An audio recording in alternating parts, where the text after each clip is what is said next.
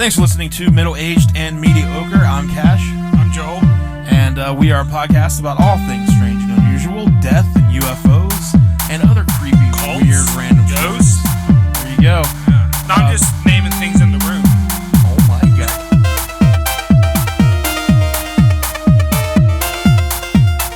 There's a cult of ghosts.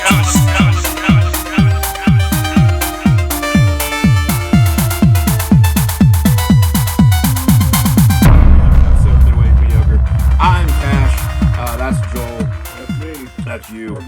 We're back. We missed a week. Yep. We're not good at every week. No. My dad was in. You're fucking dad. He's that motherfucker. Oh, did you guys do a podcast together? Yep. Oh. No, we didn't. That'd have been interesting. No, it wasn't. That's what you should have. Last week we should have had your dad on Yeah. as a very special guest. Oh, very special. And just been like, tell us a story. Yeah. And then just let him talk. Yep. No, would have been good. Yeah, that would work. I feel like it would have been entertaining. Okay. Yeah. I'll bring my dad. He's coming back Thursday, so. I'll bring my dad, you bring your dad. All right. And then we can just kind of like each sit behind him and then just be like, all right, guys, become friends. And then sneak out of the room. And then just, oh no, we'll stay like right behind him. All right. And then just see what happens. I'll put a story up here on him and just like, we won't say you have to read the story, but just see if one of our dads is eventually just like put the story out there about like the Bud Light, the transgender. Yeah. Yeah. We were out to eat. My dad, we were with my aunt and her fiance, boyfriend person, and he got a Bud Light. And my dad's like, "Damn, you're getting a Bud Light?" And he got a Miller Lite. Like, I had it pulled up on my phone, like the Miller Lite. Yeah. You know, like LBG, positive average. I had that ready in case that was going to keep going, but luckily he dropped it. And I was like, okay. I was like, I don't want to do this right now, man. Yeah. Let's just. What This draft, so you didn't have to see the logo.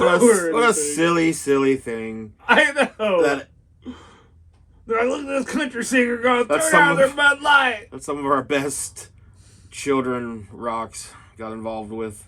Just an absolute stupid situation all the way around. Bud Light's just laughing. Well, no, have you seen their commercials?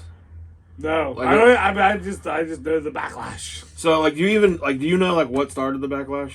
They have a sponsorship or advertisement with some like TikToker or. So, do you know trans. what that advertisement was? No.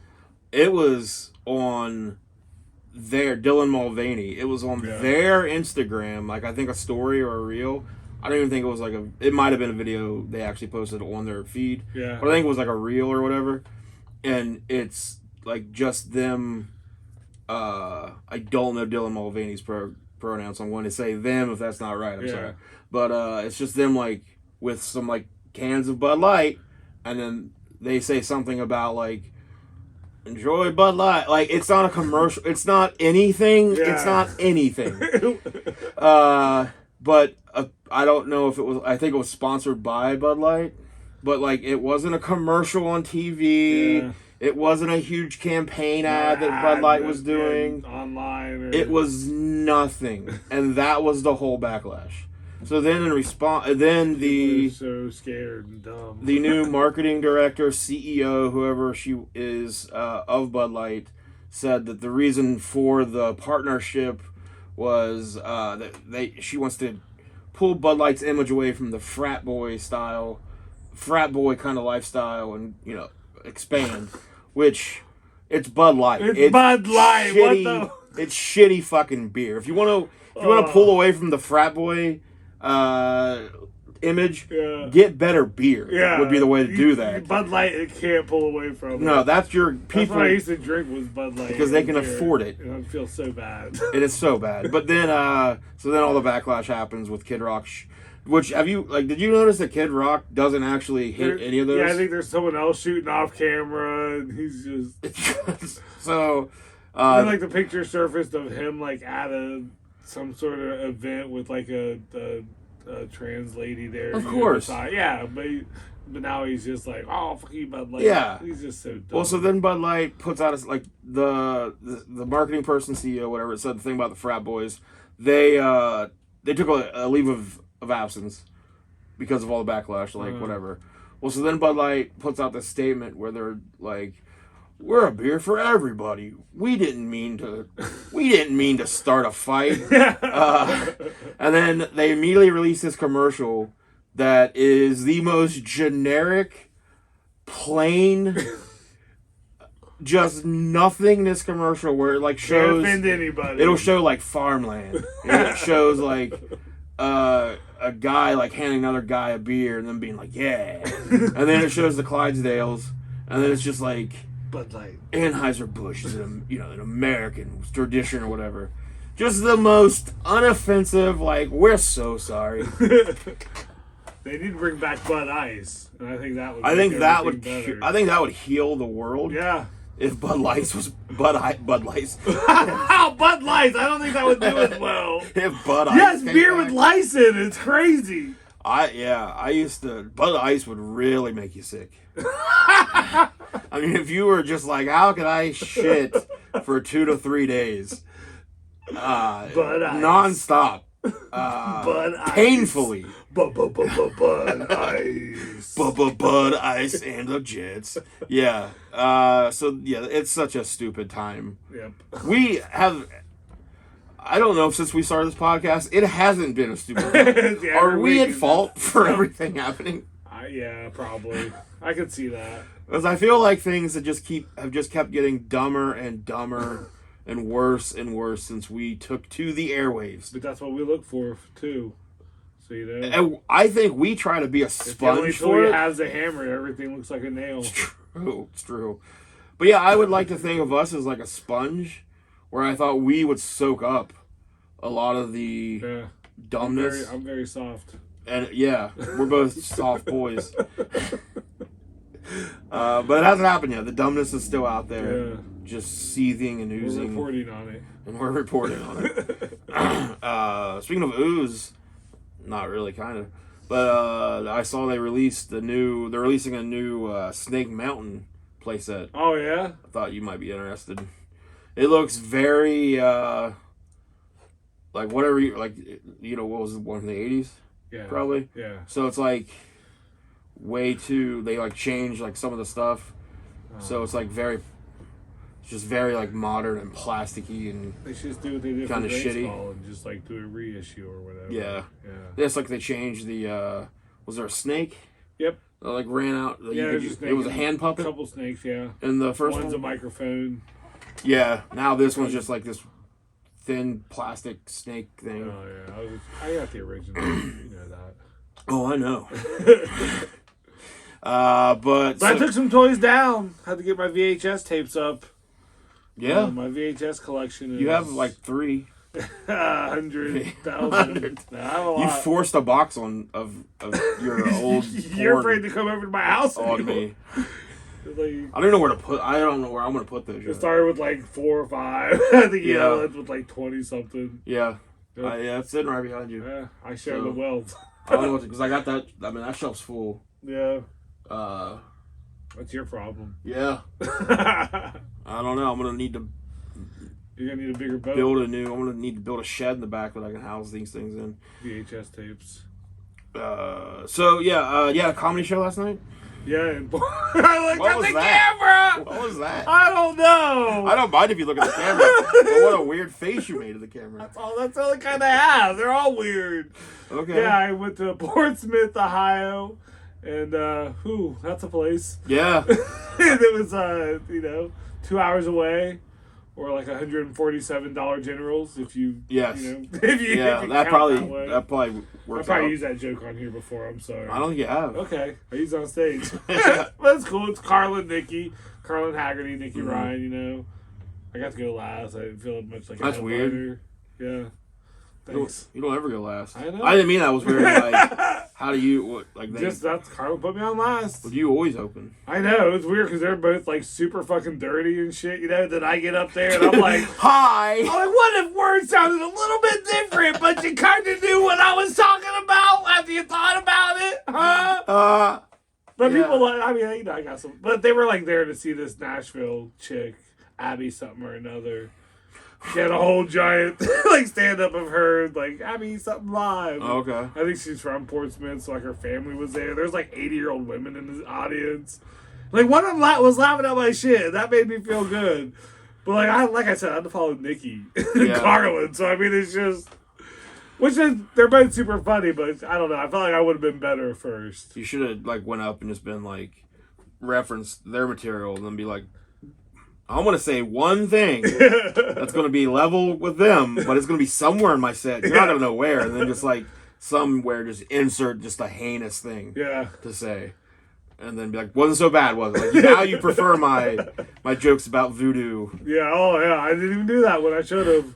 Yeah, I meant to, but I forgot when I got up there. I was going to be like, what if I'm the dirtiest one of the night? Yeah, just really went for it. But I wasn't. Right. I was like, I fell off the wagon again. Man. Condom factory. Wow, I did this. They laughed. Plane jerking off. Oh, I did that. And then I did the plane.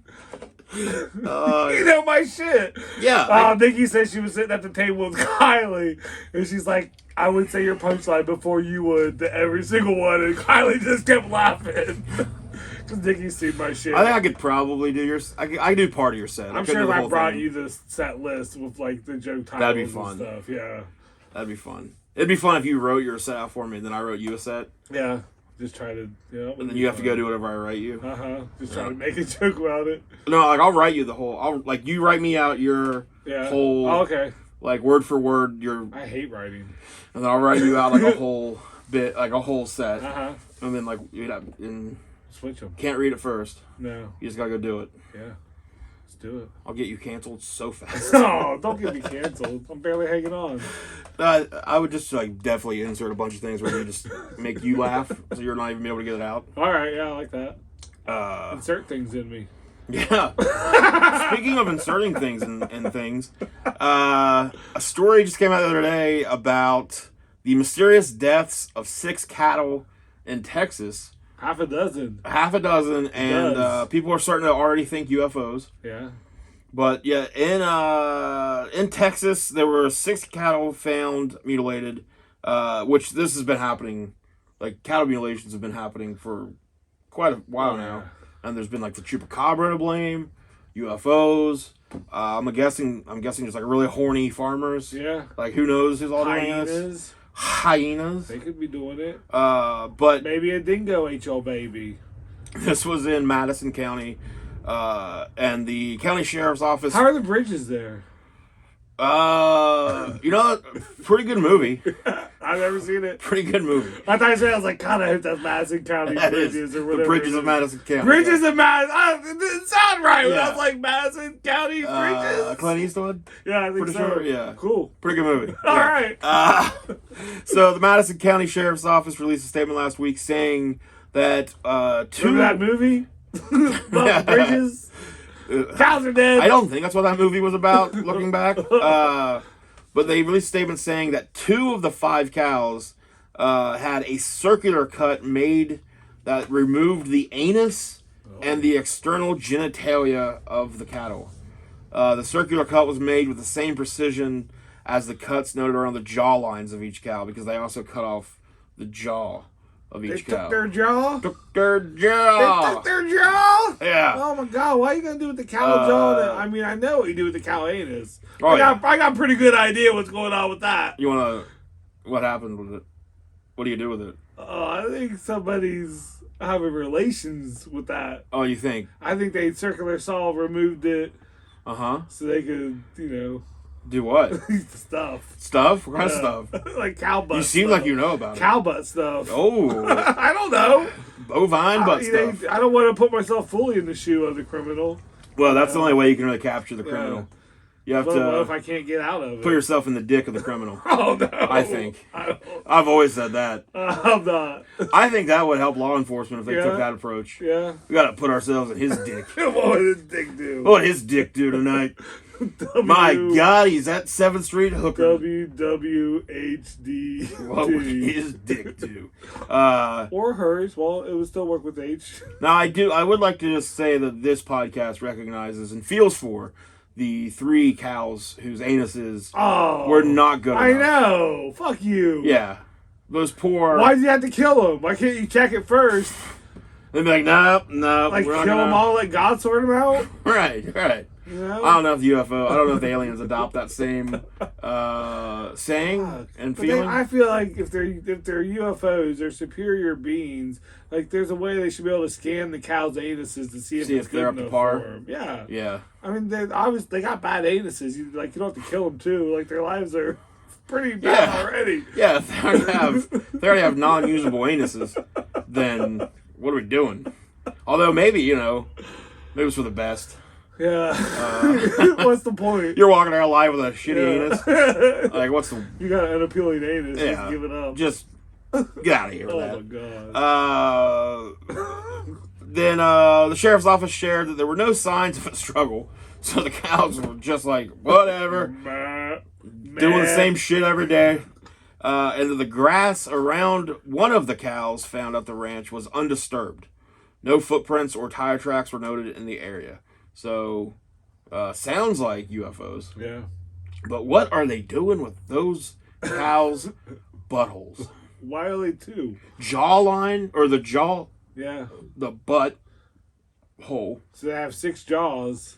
They have 6 jaws, And 2 butts. 2 buttholes, and 2 sets of genitalia. Yeah, exterior. We don't know what the, WHDD. I don't know, man. I don't know. We gotta get to Texas.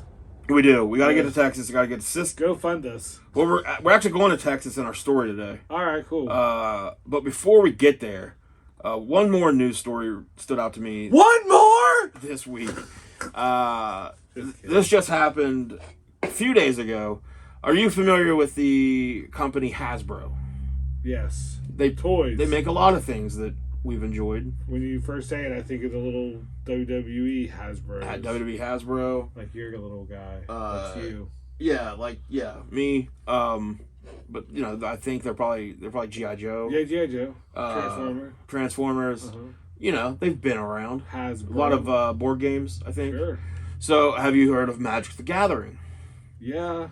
No, I'm not I don't understand it. I'm not like a nerd. I'm a dork. Right. Yeah. You're nerd shit. You're a chessman.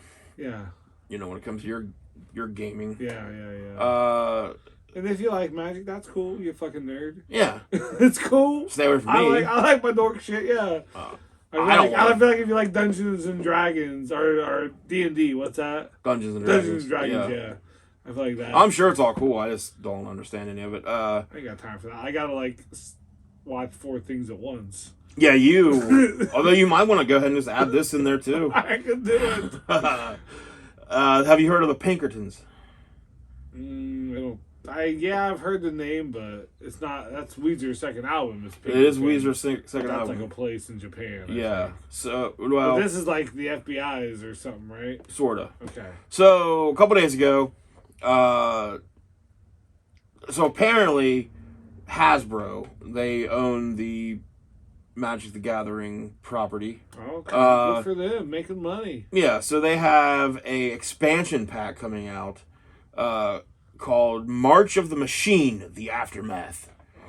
It was supposed to be revealed at the beginning of May, but somehow this YouTuber known as Old School MTG, Magic the Gathering, they posted a video on their YouTube channel that showed off some of the boosters in the cards and showed about 75% of what was going to be in this release. This release was due, and it's coming out sometime beginning of May, so this is April 26th that he shows this. That's before May. Yeah. So... Hey, I've seen a calendar. Yeah, hey. Don't mansplain stuff to me, hey. I've seen calendar. Those days listed. So Hasbro sends... Rip it! Yes, middle-aged mediocre. Sponsored, air quotes, by Rip It Energy Fuel. Dollar Tree. Rip it. Okay. So Hasbro sent the Pinkertons to go and they raided this YouTuber's home because he had these cards that he was supposed to have already. I got them. Someone from the factory. So, according to Dan Cannon, this was from an article on Gizmodo.com by Linda Codega. According to Dan Cannon, a YouTuber known as Old School That's MTG. a cool fucking name. Dan Cannon. I think Cannon is the cool part, but it's just Dan Cannon. Dan Cannon. It's just Dan Cannon. Yeah. Goddamn Dan Cannon. Oh, the goddamn Dan Cannon. Yeah. Fuck. So he needs to change his YouTube name. So according to him, Magic the Gathering publisher Wizards of the Coast, which is a part of Hasbro, sent the Pinkerton agents to his home in order to retrieve a selection of unreleased cards from the latest Magic the Gathering set. While the Magic expansion, March of the Machine, The Aftermath, was supposed to be revealed at the beginning of May, Cannon somehow acquired a selection of boosters and showed them on his YouTube channel, resulting in the reveal of around 75% of the limited release set. Dang. Within a week, Cannon says Pinkerton agents knocked on his door and demanded that he turn over all the cards from the unreleased set. He had released videos on Wednesday, Thursday, and Friday. The agents arrived on Saturday morning, he says. According to the Wizards of the Coast, the company sent an investigator, quote, as part of an investigation into the unauthorized distribution and disclosure of embargoed product. Oh. And only after, quote, several phone calls went unanswered. No one answers their phone. No. Text. God, no. Hey, you got them cards? Yeah. Hey, you up? Hey, you up? You up? What you doing? You got them cards? The investigator, the company says, quote, visited him and asked that he reach out to us as part of our investigation and return the embargoed product. I love that they keep saying that. And packaging. He agreed to do both. We are replacing all of the unreleased product with the product that he intended to purchase. So in an email exchange with Dan Cannon, goddamn Dan Cannon, confirmed the statements he made on the video and added additional context stating that, quote, as soon as my wife answered the door, they aggressively asked for me by my full name, announced themselves as the Pinkerton Agency, and said they were there to recover, quote, stolen goods. The embargo! After his wife asked them to wait outside, Cannon says that they forced themselves, at least partially, through the door and prevented her from closing the door all the way. When Cannon eventually got to the door, he says he assertively moved everyone aside, which... I think the biggest surprise so far is this guy's got a wife. He is Dan Cannon. Yeah, but he really seems to be into Magic the Gathering. Now let's not... Okay. All right. This could not come from us. We cannot be the guys criticizing... That's true. That's true. We're not those guys. We can't do that. I was kidding. Have people seen our places? We apologize to Dan Cannon. The thoughts and views expressed by Joel do not reflect upon middle-aged media. That's right. Nerds. So, yeah, he says that he assertively moved it. That's the part that, like, assertively moved everyone. I came in there, took care of business. TCB, baby. Yeah, Dan Cannon. Told the agents they needed to treat him with some more respect. I got a wife. They did eventually dial it back and become more civil after that. He says, at some point, Cannon alleges the treatment by the agents made his wife cry. Aww. Wizards of the Coast says it strongly refutes this depiction of events, which contradicts both the report from the investigation as well as the conversation between the individual and the Wizards of the Coast representative. So he was, according to Dan Cannon, he got these cards because someone sold them to him. Like, okay. Yeah. On the black I'm market? assuming through eBay or somewhere, you know. It's got to be a factory worker. I mean, somehow. So he says that he received the cards because of a distribution error. He said he was not aware of any embargo in revealing these cards, and says that the YouTubers frequently open early boxes and are allowed to show off cards early. He claims he purchased these cards for about $4,000. $4,000. Magic the Gathering cards. Okay. $4,000. All right. Under the impression sometimes I'll buy a VHS tape for $5. Yeah, and that is. And I'm like, oh man, $5. Fuck, that's gonna. Man, I can't eat tomorrow. Yep, no, I'm not gonna be hot and ready now. I'm gonna be able to watch Under Siege, but I'm not gonna be eating. So Steven Seagal. So he paid $4,000 while under the impression that they were from the already released set. So Hasbro, Wizards of the Coast, or whatever, they're the ones that, like, release these to somebody. Yeah. I'm assuming. So, and then this guy... Dan Cannon's not going to lie. Dan Cannon pays $4,000 for them, and then somehow gets his home rated by the fucking Pinkertons. The Pinkertons. We'll get into the Pinkertons. So Right. I think we got a couple episodes coming up where you're going to be providing the content and stuff for him. That's going to give me, because I'll definitely be ready for that next Saturday. Yeah, I'm going to have to text you every day. Oh man. And we'll get into the Pinkertons. Like they kind of started like they're involved with they have ties back to like Billy the Kid, like those days. I've definitely heard the name movies. Probably they were in Young Guns. Okay. I have Young Guns 1 and 2 on VHS. See, so you didn't eat for a week. One of their biggest things they did, which was actually a decent thing, was they prevented an assassination of Lincoln. Not the assassination of Lincoln, an assassination attempt of Lincoln. But then they became basically just union busters. They're real dicks. Yeah. They're real shitty. The federal government won't even employ them anymore. They won't allow them to practice law like federally. But fucking Hasbro has their number. Well, so now the Pinkertons whore themselves out to let's hire them. To corporations. Yeah. And like Amazon, they go over and do a lot of union busting overseas for Amazon. If workers are trying to strike, they go in and intimidate and shut that shit down. And then here, not too far from here, where we are in Parkersburg, West Virginia, I want to say Beckley, but I don't know if it's Greenbrier, somewhere in West Virginia. Suddenlink, the employees from Suddenlink were going on a strike, and Suddenlink employed the Pinkertons to come in and use intimidation, allegedly, to break that up. And their reasoning was because they said that the strikers were becoming unruly and destroying property, and reportedly the only person making any sort of ass of themselves. Well, no, it was a scab who crossed the picket line, but then got pissed about like having to, I'm assuming, do work. Yeah. I'm assuming something inside Suddenlink. He was like, "Oh, fuck this! Yeah, I get it. Do everything. I fucking get it." Yeah, and then he went out to his car and like did donuts in the parking lot while like. So his name Dale. Look that up. Is that Dale? Dale. That fucking sounds like Dale, man. Dale Cannon. Yeah. So yeah, but the Pinkertons then were there to like provide intimidation, and they're assholes. We'll get into the Pinkertons. Right. But all right, so let's take a break. All right. And then we're gonna come back. We're gonna go to Texas. Okay. We're not gonna look at cows' buttholes. Abilene. But we are gonna look at a very merry robbery. Well, during the break, let's look at cows' buttholes. Okay. Okay, let's take a break. Okay. Okay. All right, you ready? I'm a red hag. All right, we are back.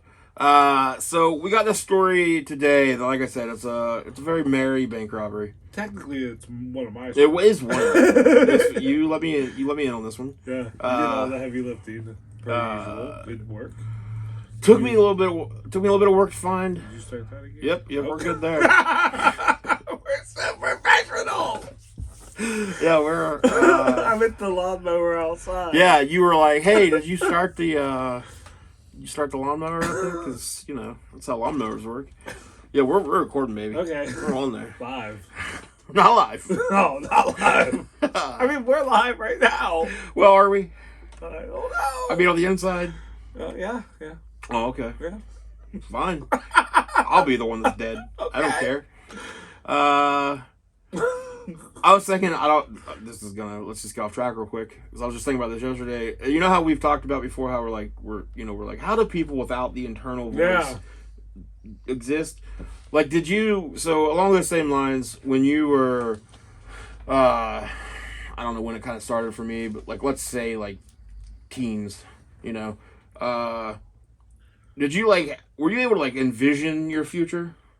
Like, were you able to like see yourself like living past a certain age? I couldn't. Was that like that? So, yeah, I couldn't either. I right? remember being like 12, 13, like, I'll never drive. Like, I'll never be 16 and drive. Then just I'm like, talking- never if I'm talking be out of like- high school. So maybe then once you're even out of high school, like early 20s, like I still never. Oh, no. Yeah, I was never like, oh yeah, I'll be like 50 and married and have a couple kids and a house. So then, like once you hit like 30ish, 35, like I just turned 40 a couple weeks ago. So once you like hit 30, 35, and you're all of a sudden like, ah, shit. Well, I didn't plan on being at this party. I came unprepared. I didn't bring a gift. I don't know who most of you are. Can't call it Uber. So now I'm wondering, like, along those same lines of the internal head, like, what is it like for the people who were like, you know, teens, early 20s, and in their head, they saw themselves like, you know, as an older person, and like they had their shit together. Like, are those are just successful people, right? Like that's. Like, how many successful people, I wonder, had that same thing where they're like, yeah, I live today. I live today and only today. And tomorrow's probably not going to happen. It might, but I'm not going to be ready for it. I'm very, because, like, if we have that internal monologue, maybe that's what keeps us from being able to, like, see ahead. Yeah. Too busy worried about the now. Yeah. So then if you don't have that internal monologue, like, you kind of are able to... project it forward. I don't know. I don't know, because I don't have that. I got inner monologue. So anyways, Marshall Ratliff was an ex-con who lived in Cisco, Texas. Cisco, Texas! Before being tracked down and imprisoned for a bank robbery that he had committed with his brother Lee in Valera, Texas, by Cisco Chief of Police G.E. Bitt Bedford. G.E. The most... Bit? Texas sheriff name. Bit? Bitt Bedford. B-I-T. B-I-T. They called him Bit. What the fuck did G.E. stand for? George Ebenezer is what I'm going with. I don't know. Ebenezer Bit. For the story. And then It Bit's fits. just in there? And then Bit. Is he a little fella? I'm betting not. I'm betting Bit was a big man. You're betting Bit was big? Beehole bovine. Yeah, I don't know. I see him as, who was the dude in all white from the Dukes of Hazzard? Roscoe was the the deputy. I don't know. But yeah, I kind of vision him as him. Yeah. So anyways, they were both the Ratliff brothers were given a very long sentence for the bank robbery, but they each only served only 1 year of that sentence before being paroled by Governor Miriam A. Ferguson. These are all just Texas stereotype like characters, like every one of them. That's why they're stereotypes. The two brothers hightailed it to a boarding house in Wichita Falls, Texas, and began planning how they would rob the Cisco Bank alongside fellow ex-cons Henry Helms and Robert Hill, and a fourth man who was good with cracking safes. Oh. Before the bank robbery could go down, however, Lee Ratliff was once again arrested. I'm not sure for what. I'm assuming just general vagrancy. Yeah. And the safe cracker came down with the flu. Aww. So Marshall pulled in Lewis Davis, a relative of Henry Helms and a family man in need, promising a large return for his participation. A few things there. Calling off for a bank robbery, calling in sick for a bank robbery is an interesting. I'm not feeling very good. Is an interesting thing to do. Yeah, I just can't. I can't make it You into gotta that. get that fake voice going. Yeah. Like it's very nice of him to be like, well, I don't want to get you guys sick. It's like he's got cracking safe, buddy. But at the same time, it's a bank robbery. Just go. Like, what are you doing? Yeah. You're going to let the flu stop you Sign from up. getting thousands of dollars Yeah. or potentially What year is dying? this? 1927. Okay, $1,000. Which a flu back in 27 was a death sentence. Yeah. Could become much worse, much quicker. Well, I mean, maybe they just wait a week. Yeah, that's what I... You need a safe cracker. You can't just be like, oh, you really need money? Well, come on in. Yeah. So... Bank robbery. Who would you, if you were putting, like, you're going to Ocean's 11, Okay. a bank robbery, Uh-huh. who are you putting together? Okay, well, I'm in. Right. I'm the point. I'm the lead. Okay, you're the point guy. Yeah. You're Marshall Ratliff. That's me. Okay. I would probably bring you. Okay. Yeah, I'd let you drive. I'm the driver? I think you I would like drive. that. I think that's all we need. Okay. That's all we need. Maybe bring Lily.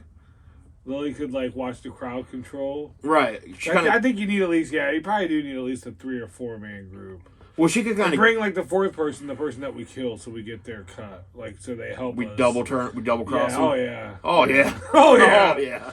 Definitely not the you, though. Definitely not me. Yeah. No. Wink.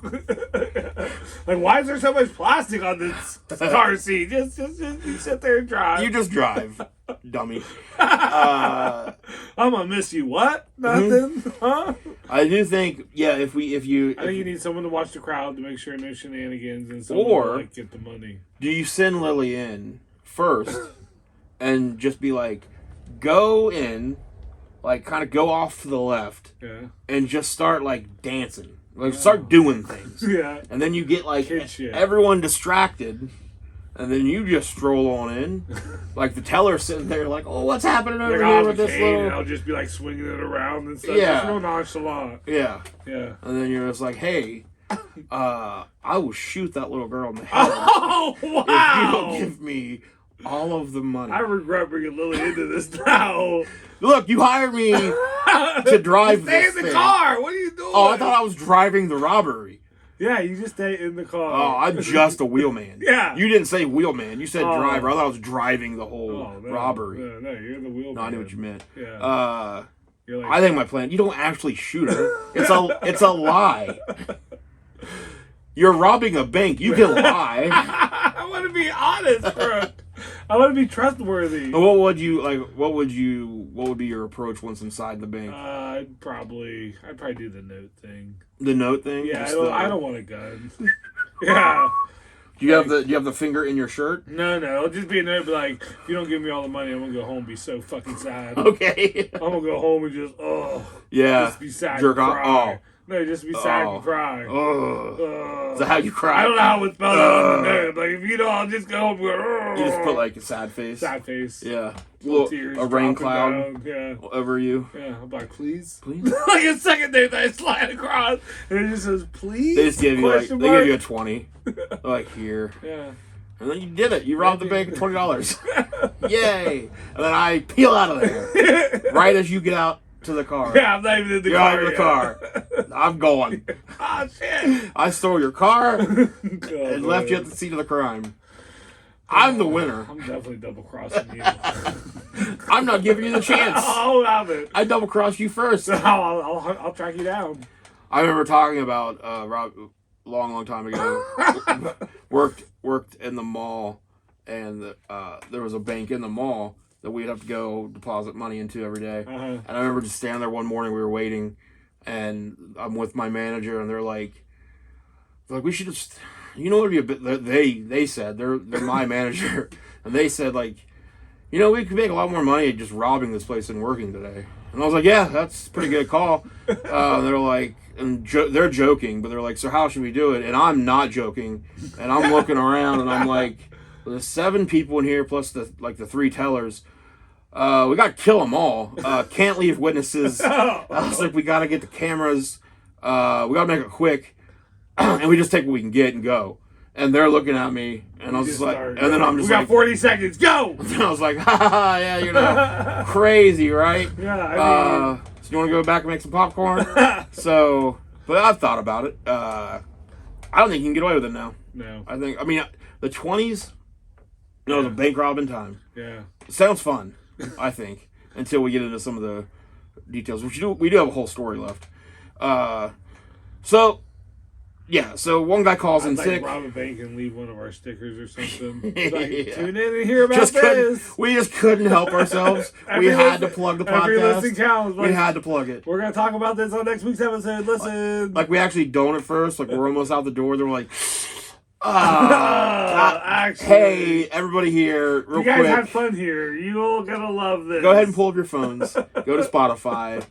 Search for Middle Age. Make everyone rate us. A good point. Yeah. 5 stars! Yeah. You hit those follow buttons. Type something positive.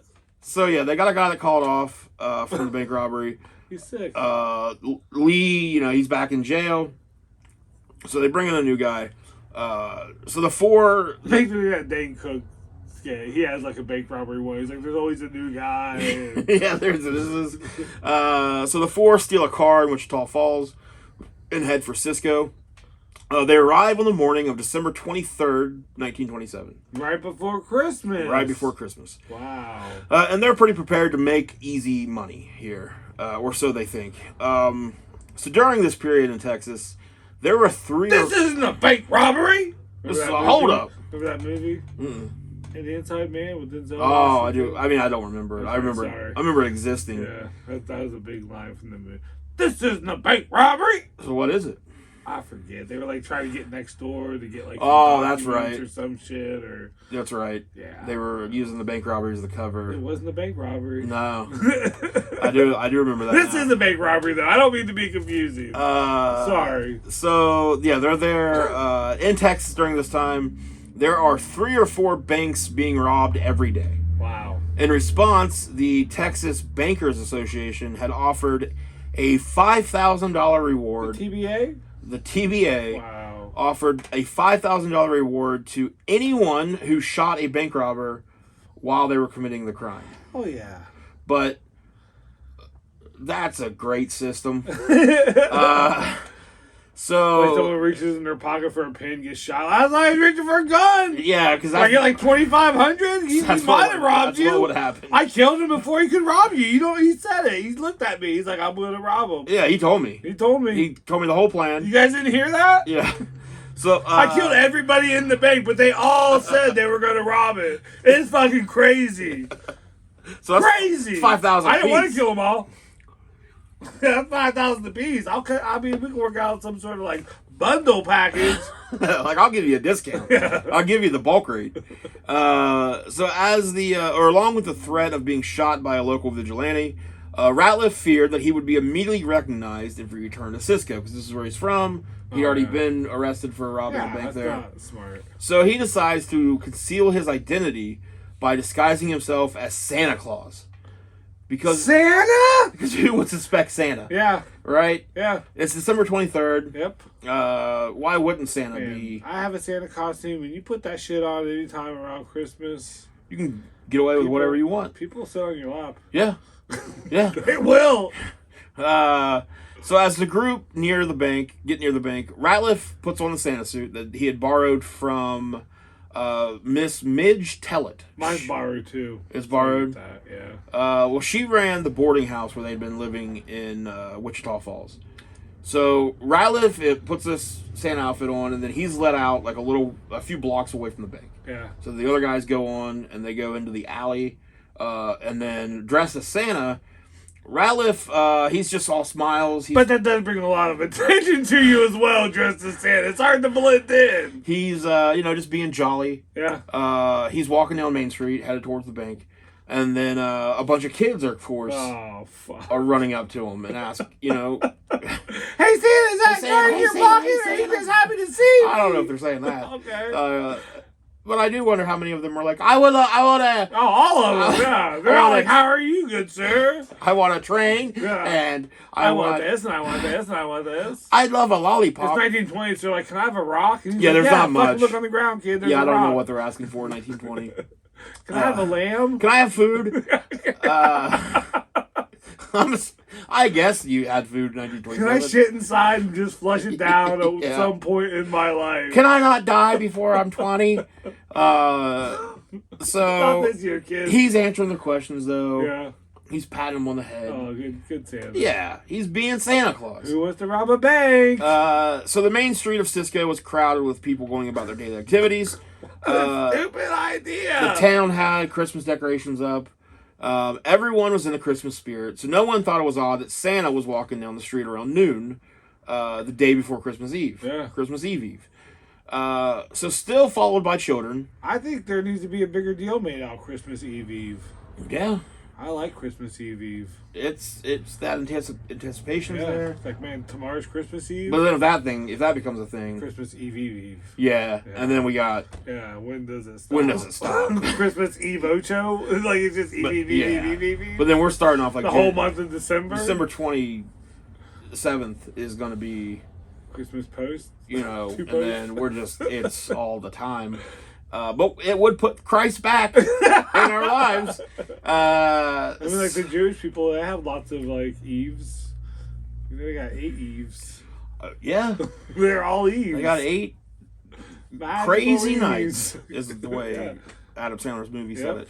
it. So still followed by children, Ratliff joins the other 3 robbers in the alley.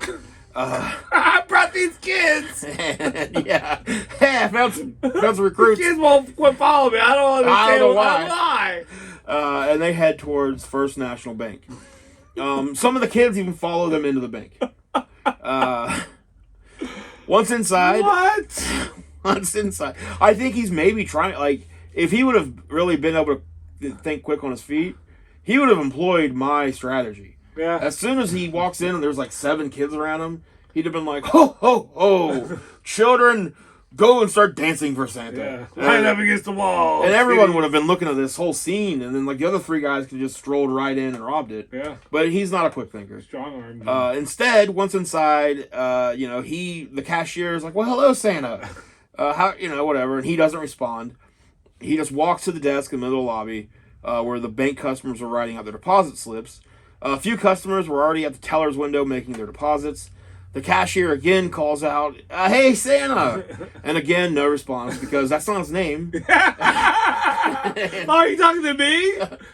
Yeah, like, finally, I don't know if at one point, finally, he's just like, "Oh, you mean..." He's looking around. That's me, Santa. Right about at this point, after the second, non-response, Ratliff's accomplice, Robert Hill, enters the bank, pointing a pistol at the cashier and yelling, "Hands up!" The second bandit, Henry Helms, he also enters, already brandishing a gun, followed by the third man, Lewis Davis. Ratliff pushed through a swinging door past the cashier's desk, went into the cashier's cage, opened a drawer under the counter, and removed a pistol from that location, stuffing it under his red Santa suit. Now all 4 men were armed. Santa, Ratliff, orders the assistant cashier to open the safe and begins stuffing money and bonds into a sack he had hidden beneath his costume. So at least he's got his, I mean, why do you have to hide the sack? Just fucking get a red sack. You're goddamn Santa. Yeah, just have it. What are you hiding the sack for? Put a couple things in there. Yeah. Yeah. Come on. While the others covered the customers and employees, Ratliff grabbed money from the tellers and forced one to open the vault. Unseen by the 4 robbers, bank patron Mrs. B.P. Blassingame, Oh. great name, Beatrice. Oil tycoon right there. Beatrice, I'm going to say it's Beatrice Phoebe Blassingame, and her 6-year-old daughter, Frances, entered the bank in hopes of seeing Santa, not knowing a robbery was in progress. Frances is just like, "It's Santa!" Let's go see him. Immediately realizing the danger, Miss Blassingame charged her way with her daughter through the bookkeeping office of the bank, announcing the First National was being held up. She reached for the door to the alley. She There's quick. 4 of them. You shoot all 4, that's $20,000. Yeah, there's big money in there right now. Money. Money. One more. Money. Yeah, there we go. She quickly unlocks the door and then pushes her daughter out into the alley while yelling at her to run. And That's the Batman origin. it's getting there. Okay. She instructs Frances to run, and really. despite warnings from the robbers that they would shoot, she herself escapes as well. She screams for help as she runs down the block of City Hall and the police department, alerting Chief of Police Bedford, old Bit, G.E. Bit. and most of the Cisco citizens that were standing around. According to eyewitness Boyce House, Police Chief G.E. Bit Bedford, G.E. Bit Bedford. a giant of a man and a veteran peace officer, seized a riot gun, which I'm surprised riot guns were around in the 1920s. What's a riot gun? Is that where it shoots Like the beanbags and stuff? Them motherfuckers armed with guns. Apparently, yeah. They're like, we can't shoot Santa. Get the riot gun. Right. So Jesus Christ, killing Santa from all those kids. would be traumatic. Looks like Christmas is happening this year. He gets the riot gun, and then he and policeman George Carmichael... That'd be a good band name, Riot Gun. Riot gun? Yeah, I like that. They start for the scene. Or tag team. Tag team. The chief posted himself at the mouth of the alley, which ran alongside the bank and opened on Main Street, while Officer Carmichael took position near the mouth of another alley, which ran behind the bank. All these mouths. And intersected the first alley. Meanwhile, inside the bank, one of the men with an automatic weapon in each hand growled at the bookkeeper, "Don't look at me." By this time, Santa Claus had filled his sack and exited the vault. Who fired the first shot is uncertain. Some sources state that Ratliff, dressed as Santa, fired first, the bullet striking the bank's plate glass window, possibly to signal unseen accomplices that the bank robbery had been accomplished. So maybe like a getaway driver. Yeah. Other sources say that Hill, seeing someone outside, fired a shot through the window, and a shot was returned, prompting Hill to fire several more shots into the ceiling to show that they were armed. Now, I would like to think that Hill saw his reflection. Oh, yeah. And got scared. He's a jumpy little fella. Yeah. I don't think that's what happened, but that's what I like to envision. Immediately, Bedford and Carmichael directed crossfire at the side door, and the two-gunned robber fired back, first at Carmichael and then at Bedford.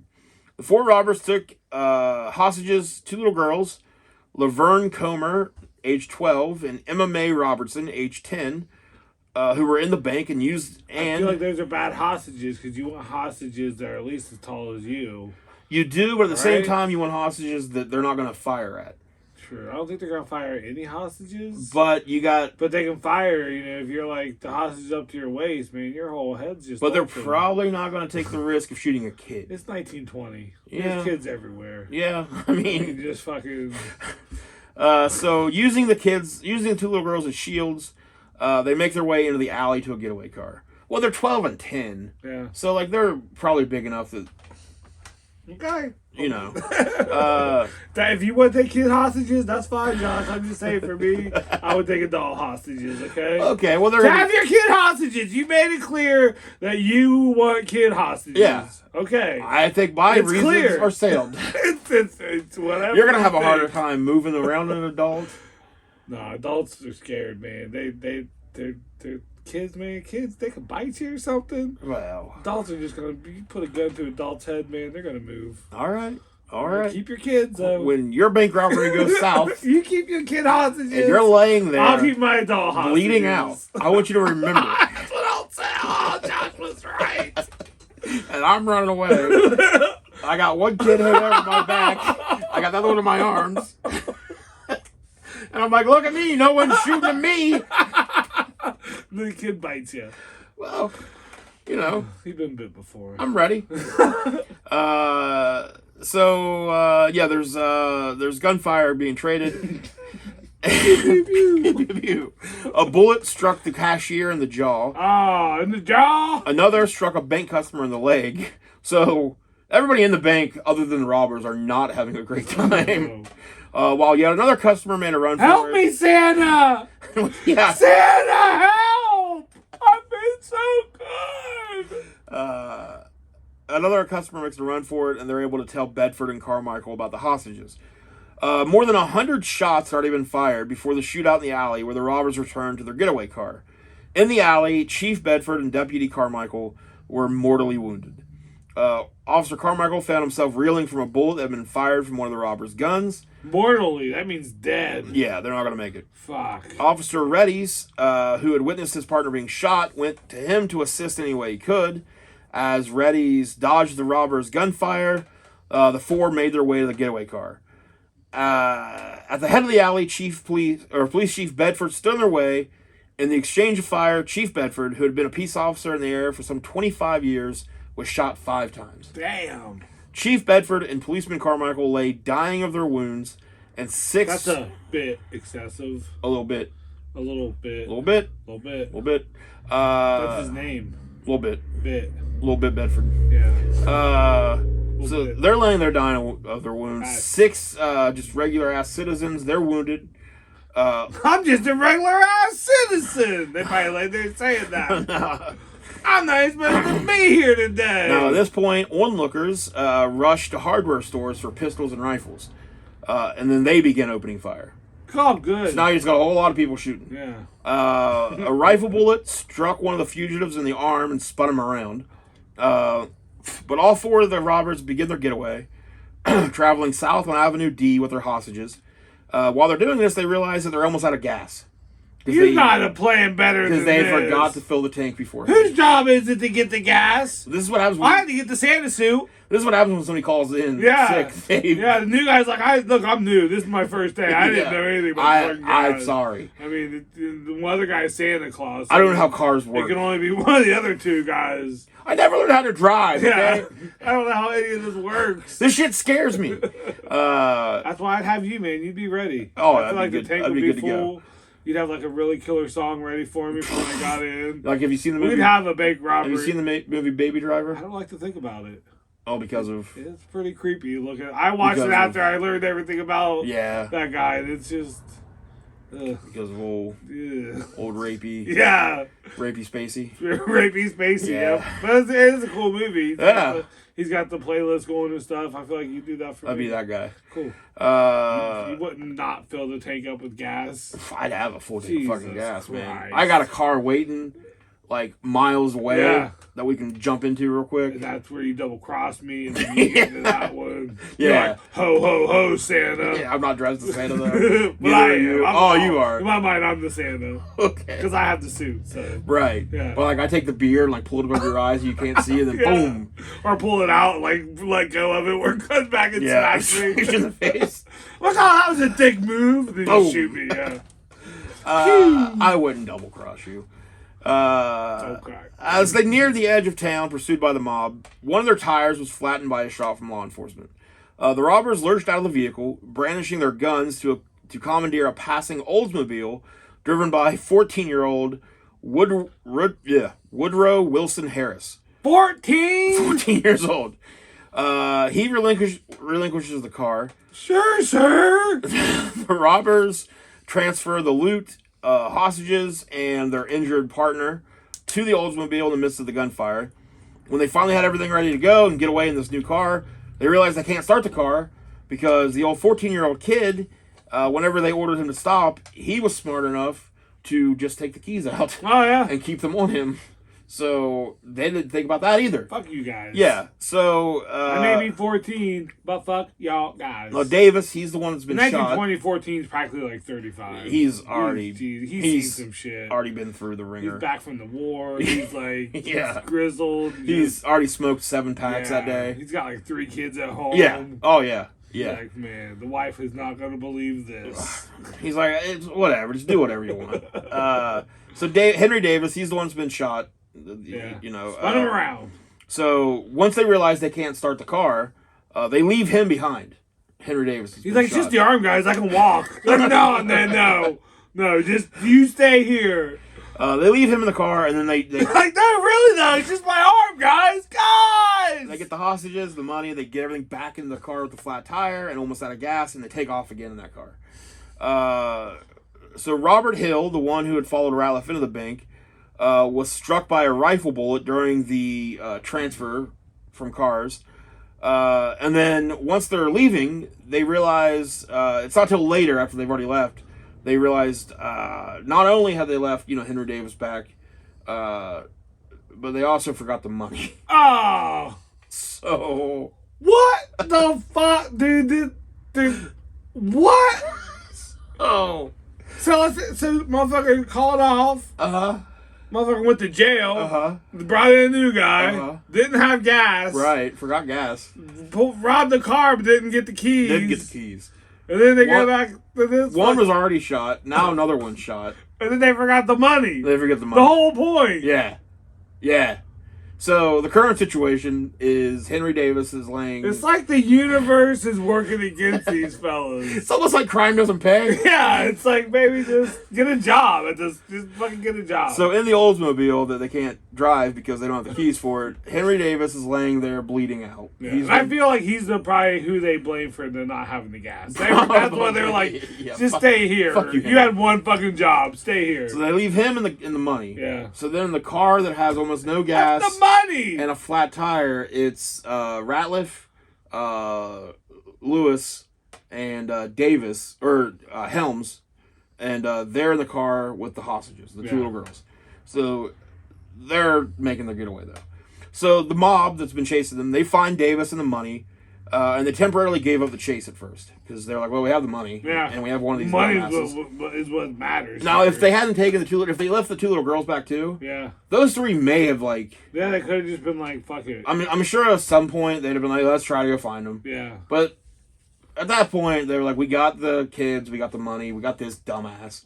So the money was returned to the bank. They had stolen $12,400 in cash. They left the money. And $150,000 in non-negotiable securities. So they had $162,400 of basically. 1920 money. 1920. So they probably would those non-negotiable securities. I don't know exactly what they would have done with them. Yeah. But they would have gotten quite a bit back. They wouldn't have negotiated them. No. I don't care if you're dressed as Santa. It's not. This is non-negotiable. So estimates were made that at least 200 bullet holes were made in the bank. A number that many feel was too low. Yeah. Like they think there was actually way more than 200. You think people were shooting higher? Maybe. Higher on the wall?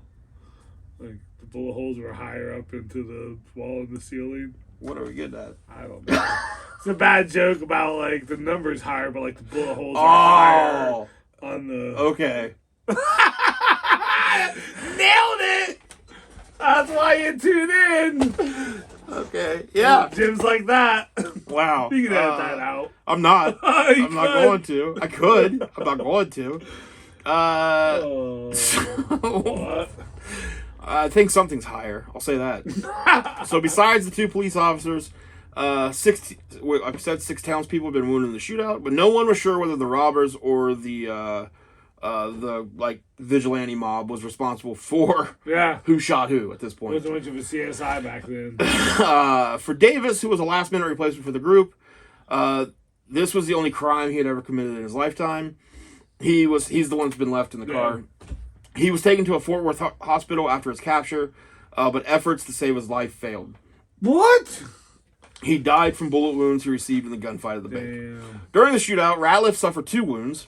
He wasn't even supposed to be there that day. One in the chin and one in the leg.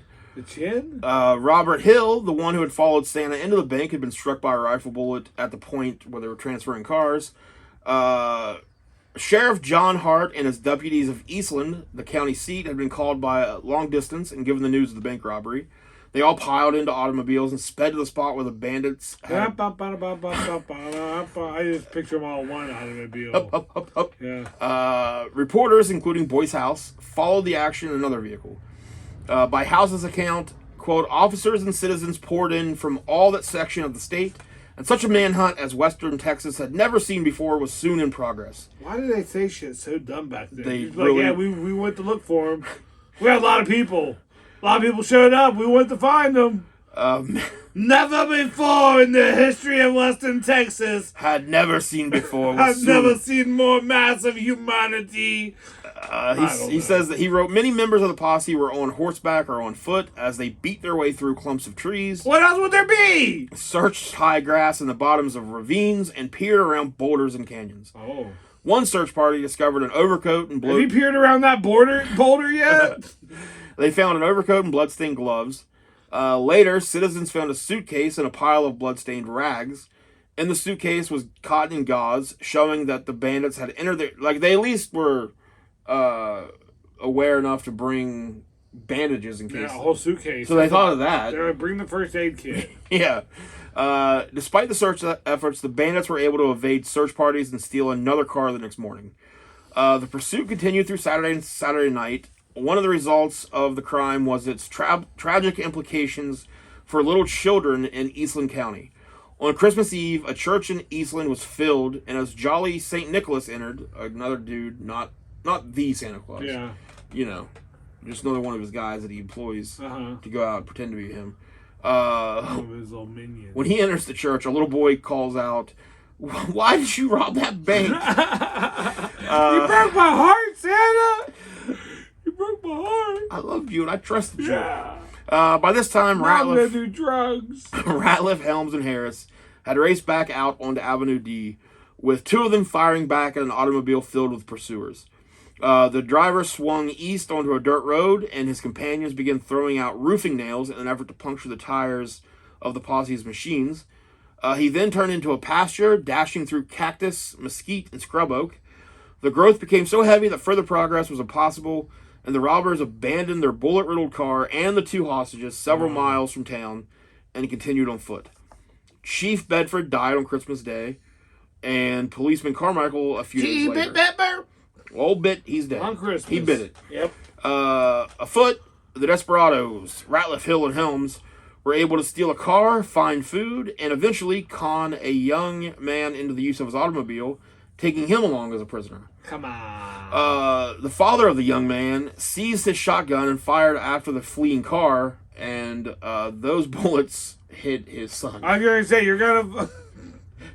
Bullets don't know. They're not, all right, bullets, you go get those bad guys. Don't hit my son. It's just the way that we have always thought that every problem can be solved. We just have more guns. By shooting bullets at it. Yeah. Haphazardly. That's what Kid Rock thinks. He's Yeah. got a problem with the Bud Light. He's like, I got to shoot bullets at it. So after hiding out all night with nothing to eat but oranges, which they did not offer to the injured young hostage, Helms, Hill, and Ratliff decided to return to Cisco to hide in plain sight. Okay. At this point, it's like, let's try this. Yeah, everything else is going south, so it's like the Summer of George on Seinfeld where he does the opposite. Yes. Like, whatever he's going to do, he's going to do the opposite. He's like, well, normally I would not want to go back there, so I think I'll go back there. So they release the hostage. They become mayor. And his car to him, and they steal another car. Then wounded, especially Ratliff at this point. He's not doing great. They're doing pretty bad because like they're injured, they've been shot, they haven't had a lot of food. They don't have the fucking money, so their morale has to be low. They didn't even fucking. It does. All this is for fucking. It doesn't matter. They're still blaming each other for the gas thing. Yeah, like fuck. at this point, it's passive aggressive though. Oh yeah. Like they get into the new car and they're like, "Oh, this car's filled." Huh. Look, they put gas in it. Too bad I didn't have this person. Wonder how did they fill their gas tank up? Does such a place exist where you can go and put gas in your car? They just have to be so. I can't imagine. Oh, but you got the suit though, didn't you? Go, all right. I can't imagine being in that situation where I'm with my accomplices. And we forgot the gas. We forgot the money. We're shot. We're hungry. It's apparently... We just have oranges. Here, have an orange. I don't want a fucking orange. There's apparently ice everywhere right now on the road. It's sleeting. Oh. I would be so irritated and just... I can't see it. Imagine how pissed off I would be at this point. Oh, yeah. You wouldn't even, like, look when you talk to somebody. You're just looking straight at them. Like, I don't fucking know, dude. Yeah. There's fucking oranges. Just I'm just eat them or don't eat them. I don't turning the care. music up louder. Yeah. So... If someone says something else about the gas, I swear to fucking God. Say just what? Just fart. Say one thing about the gas. No, I don't want a fucking orange. So, the next morning, they're ambushed by Sheriff Foster in the little town of South Bend. As they tried to cross the Brazos River, Syphilis? the Brassiphilus River. Isn't that what happened like the Oregon Trail? Oh no, it was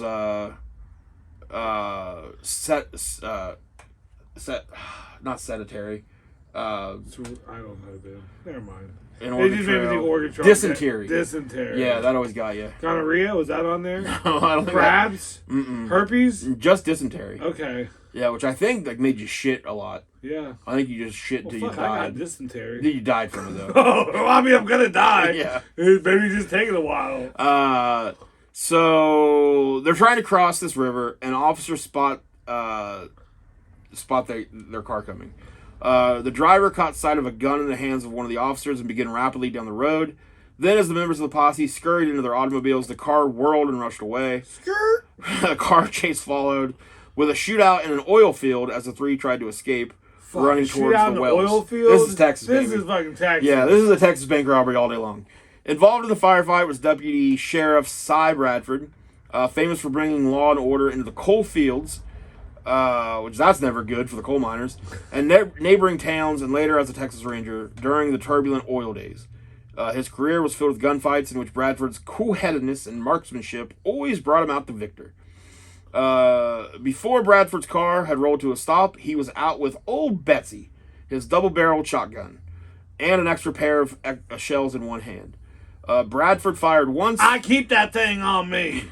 He fired once and dropped one of the fugitives. Bradford reloaded before firing again. He says, "I did not want to be caught with an empty gun if they turned and made a stand." So the bandits run off, though, firing back over their shoulders as they run. Always... Yeah, that'll get them. Yeah. Again, Bradford shot, and another man went down, but got back up and tried to keep staggering away. The officer shoved the other... Bradford said, "Haha, that's cute." Yeah, he pumps another shotgun shell in there, shoots again, and the third vigilante slumps to his knees. He gets up, and he's still trying to make it, though. He gets behind some of the... These guys are too stupid to die, I think. This one makes it behind some of the oil derricks. Derricks. That's how I like to say it. Dark. Ratliff was hit and fell to the ground, while Helms and Hill, although wounded, escaped into the woods by the Brazos River, which offered ideal concealment. Ratliff was reportedly a walking arsenal, bearing no fewer than 6 shotgun wounds and 6 pistols when captured, including the one he took from the bank. They had caught Santa Claus. Yeah. The long national nightmare is over. Yes. The intense manhunt for Helms and Hill, directed by Ranger Captain Tom Hickman, pressed on so as not to allow the wounded men an opportunity for rest. Despite some assistance from an airplane, the search team could not spot the fleeing men. In the process, 2 more men were wounded from accidental discharge of their weapons. Oh, fucking idiots. Bringing the total number of wounded to 8. Don't put that shit on them. These idiots would have shot themselves, I think, regardless. That's including the 3 surviving robbers. However, the trail was eventually picked up, and at the end of the chase, evidently was not far off because the footprints were close spaced, showing that they were wearing down from the long chase and weak from loss of blood. And just the morale. Yeah, just fuck. At this point, it's just... At least if you have the money, you know, you're like, I got the money. Gotta keep going. You have the money, man. Yeah. And it's gonna be if you do live, and you can't tell people about it. No. You're like, oh, you robbed the bank and you got away, so you got the money. Look, I just, Look, I don't want to get into it. I do it for the love of the game. You know, I'm not in it for the money. Yeah. I enjoy being shot. And, I love it. Some have called me one of the best. Yeah, it really gets my heart pumping until Yeah. it doesn't pump anymore for too many shots, and I die. So they were finally apprehended in Graham, Texas on December 30th, 7 days after the robbery. They had been attempting to find the location of a rooming house in Graham. They were arrested the next year, a week after Christmas. Now how you're always like the day before New Year's, like, see you next year. Oh, wow, yeah. So it was December 30th, so not quite. Oh, yeah. Not quite the new year. That's even more embarrassment for them. So they're just... The gas, the money, they try to get punny and just... The jokes that you're putting on them. Yeah. So they try to find... I hate these guys. They try to get a room at this place in a rooming house in Graham. The man that they asked directions from, though, noticed their pistols and notified authorities. Presumably exhausted, the 2 were taken into custody without a fight. Hill was captured with 3 pistols and Helms had 4. Though Helms, Hill, and Ratliff had several wounds apiece and had not eaten for days, all 3 survived and faced trials. Fucking oranges, dude. Helms was second to stand trial after Ratliff. He was identified as the one who had gunned down both lawmen and was given the death sentence in late February. They hung him? After an unsuccessful insanitary plea, he was executed by electric chair. Oh, electric chair. On September 6, 1929 in Huntsville, Texas. He is said to have had cabbage, sausage, tomatoes, coffee, and pie for his last meal. Well, good for him. Cabbage, sausage, tomatoes, coffee, and pie. Hill was last to be tried. He pleaded guilty to armed robbery and took the stand on his own behalf, crying for mercy and citing his unhappy childhood. In March, he was given a sentence of life imprisonment, 99 years. He escaped from prison 3 times, but was recaptured each time. After settling down, he was paroled in the mid-1940s, reportedly changed his name, and became a productive citizen. So he got life plus 99 years. He did 20. Yeah. After escaping 3 times. After escaping 3 times. Cool. Yeah. Cool. They probably just felt sorry for him. After taking children hostages. and fucking shooting people and just shooting blindly behind his back. They're probably just like, this dude sucks so bad. He's so just stupid. go. Yeah. He died in 1996. Wow. Yeah. Dumb people live forever, They lived dude. a long time. They're fucking he's been all shot up. He's just too dumb to die. No, I bet when he tells the story, it's a lot different. There's like one guy he pins everything on. Like he forgot the gas. he was the one money. saying like, we need to get gas. Yeah. We need to get, and then he was the one saying like, the money's here. We need to get the money.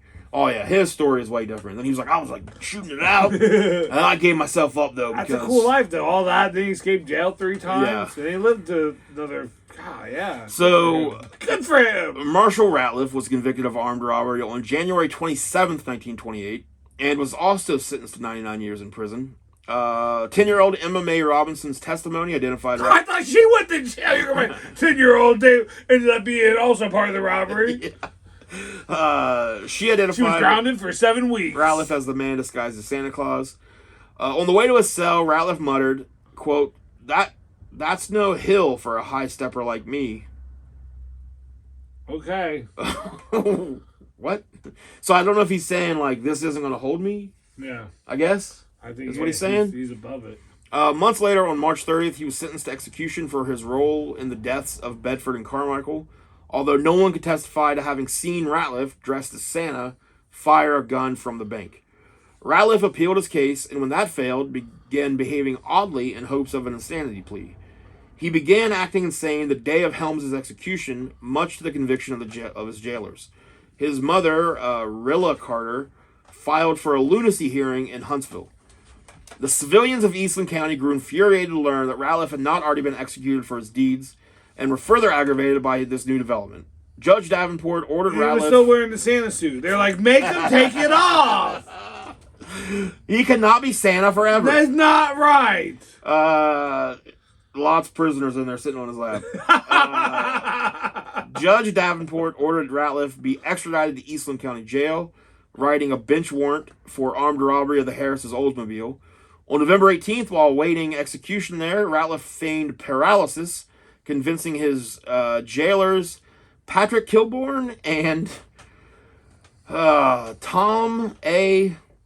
Tom Jones. Uncle Tom Which Jones. I don't even want to get into the implications there. Necessitating the two to feed and bathe him and take him to the toilet. So they apparently believe that he is legitimately paralyzed at this point. Having duped the two jailers, the man who had played Santa... Ha! I made you wipe my butt. ...managed to get a hold of a 6-shooter in an office desk, fatally wounding Uncle Tom Jones, and violently fighting the second jailer in hand-to-hand combat. Sometimes shooting a few rounds that, fortunately for Kilbourne, missed their mark.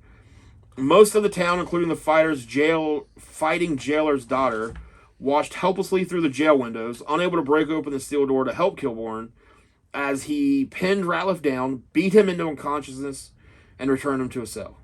So I guess he's not paralyzed anymore. No. But he might be now. He beat it out of him. Yeah, we're back into it. Or maybe back into it. A crowd began to gather the next morning, and by nightfall had grown to nearly 2,000, all clamoring for Ratliff. Kilbourne refused their demand, but was overpowered by 15 to 20 men who rushed in and dragged Ratliff out. They tied his hands and feet, carrying him to a vacant lot behind the local Majestic Theater, where the play The Noose was being presented. Oh. There they threw a rope over a wire between 2 telephone poles, on which they intended to hang him. The first attempt failed when the knot came loose and fell to the ground. Always awkward.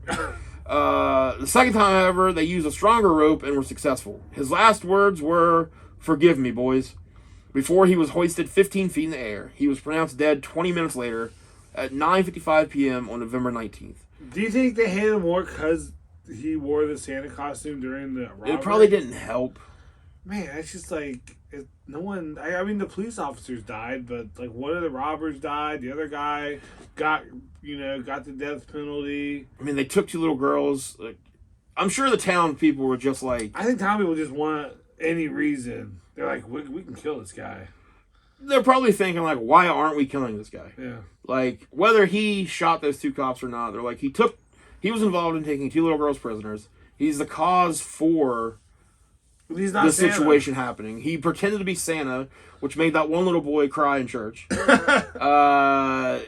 They like brought that little boy up to his dead body. He can't hurt you now, little Jimmy. Yeah.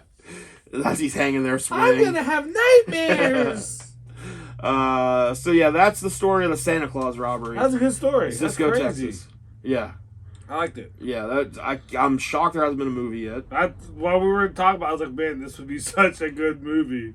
Like the gas, the fucking goddamn the money. Yeah. I can't imagine being in the situation, being chased down by just a bunch of vigilante people. Like you stopped the rest, you're like, you got the money, right? Like, no, what?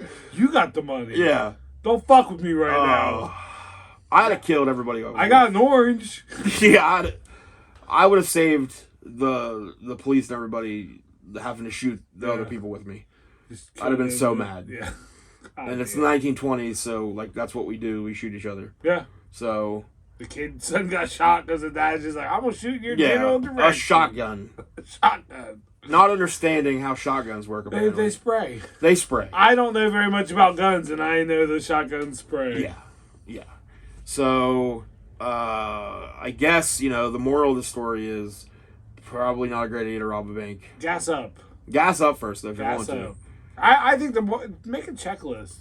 Yeah. There's no shame in a checklist. And have a strict call-off policy. Yeah, definitely. I think. And if you got to wait a week, they probably wouldn't do it because there's probably a lot of money in the bank. It's Christmas. Days before Christmas. That Santa suit wouldn't have played well a couple weeks ago. Oh, ago. yeah. They're like, what the fuck is...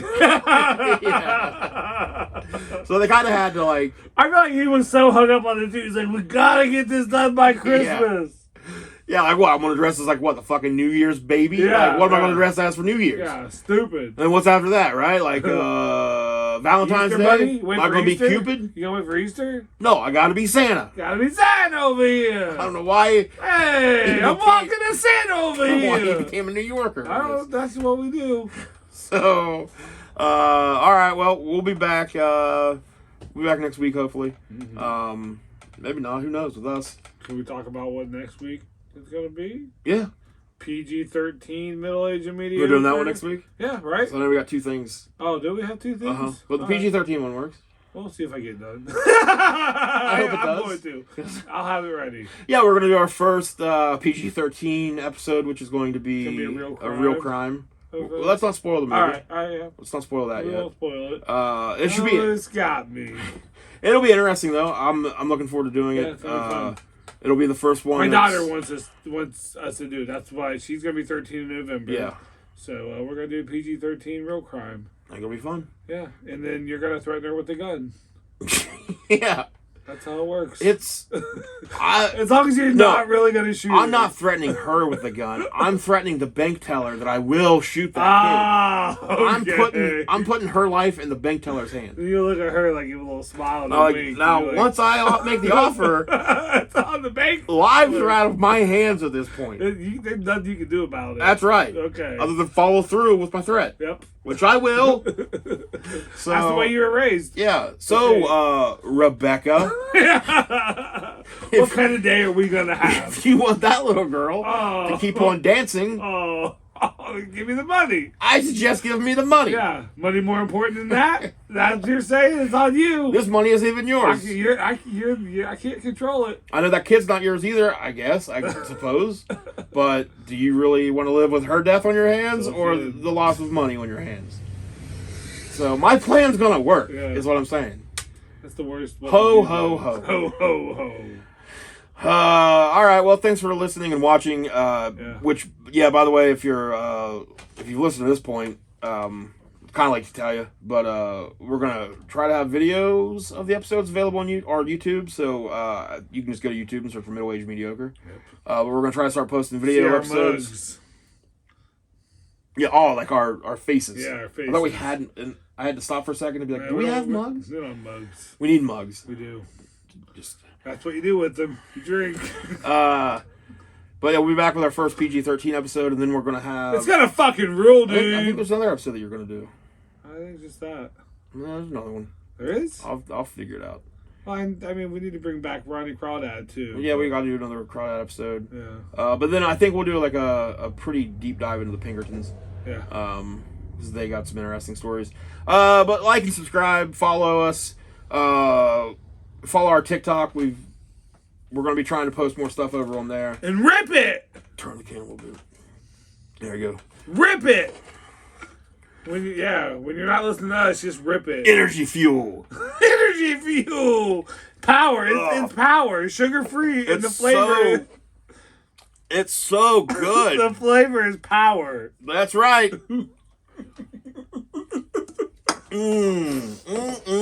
Oh, it's so warm and it's all backwash. All right. See you guys later. Bye. Rip it!